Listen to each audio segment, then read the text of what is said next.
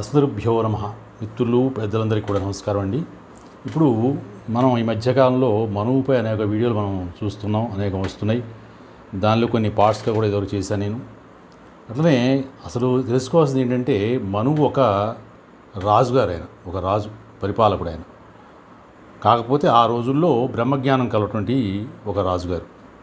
బ్రహ్మజ్ఞానం ఎవరున్నా కూడా బ్రాహ్మణులే అవుతారని మనం చెప్పుకున్నాం. కాబట్టి ఈ రాజరికం రాజు అయినటువంటి మనువు గారు ఒక పుస్తకం రాశాడు, అది స్మృతి. అదొక ఆ రోజుల్లో అదొక న్యాయశాస్త్రం లాంటిది. సరే, అది ఇప్పుడు ఏమన్నది కాదు, ఎప్పుడో పురాతన కాలంలో ఉన్నటువంటిది, కొన్ని వేల సంవత్సరాల క్రితం ఉన్నటువంటి న్యాయం శాస్త్రం ఏదో అది. దాంట్లో ఆ మనుస్మృతి అనే దానిలో అనేక విషయాలు ఇప్పుడు తీసుకుని వస్తున్నారు. దాంట్లో కొంతమంది వాదం ఏంటంటే, దాన్ని నిరూపించారు కూడా.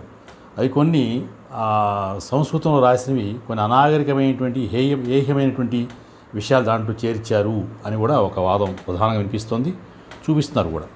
అట్లనే మరి మనువు 4 కులాలు చెప్పారన్నారు. సరే, మనువు యొక్క 4 కులాలు చెప్పారంటున్నారు. మరి మనువు ఎప్పుడు కూడా 4 కులాల దగ్గరే ఆగిపోయారు, 4 కులాల గురించి వాళ్ళ గురించి చెప్పారంటున్నాడు. మరి శ్రీకృష్ణ భగవానుడు కూడా భగవద్గీతలో చాతుర్వర్ణ్యమయా సృష్టం గుణకర్మ భాగస్య అని 4 వర్ణాలు చెప్పారు. ఇక్కడ వర్ణములో వేరు, కులము వేరు. కాబట్టి అప్పుడు వర్ణములు అనేటువంటి దానికి చాలా అర్థం ఉంది. కులములు అంటే మనం తీసుకునేటువంటి విషయం. కాబట్టి వర్ణములు, కులములు.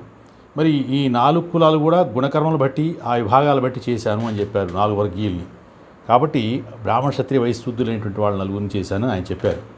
ఇప్పుడు కూడా మరి మేధావులు చెప్పాల్సింది ఏంటంటే, సందేహం, ఈ 4 కులాలు బ్రాహ్మణులు ఇచ్చారు అంటున్నారు. కానీ మరి ఈ 4 కులాలే కాదు కదా, ఇప్పుడు అన్ని దాంట్లో కూడా ఉపకులాలు ఉన్నాయి, అన్ని కులాల్లో కూడా ఉపకులాలు ఉన్నాయి.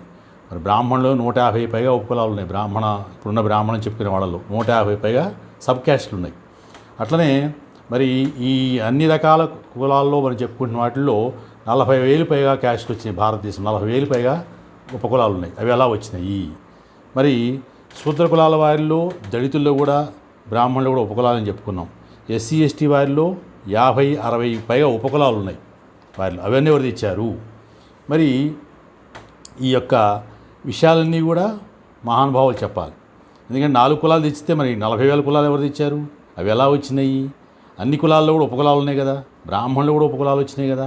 ఈ కులాలు ఎవరు తెచ్చిపెట్టారు? అది కూడా మేధావులు చెప్తే బాగుంటుంది. అలానే ఇంకా ఈ అంబేద్కర్ గారి గురువు ఒక బ్రాహ్మణుడు.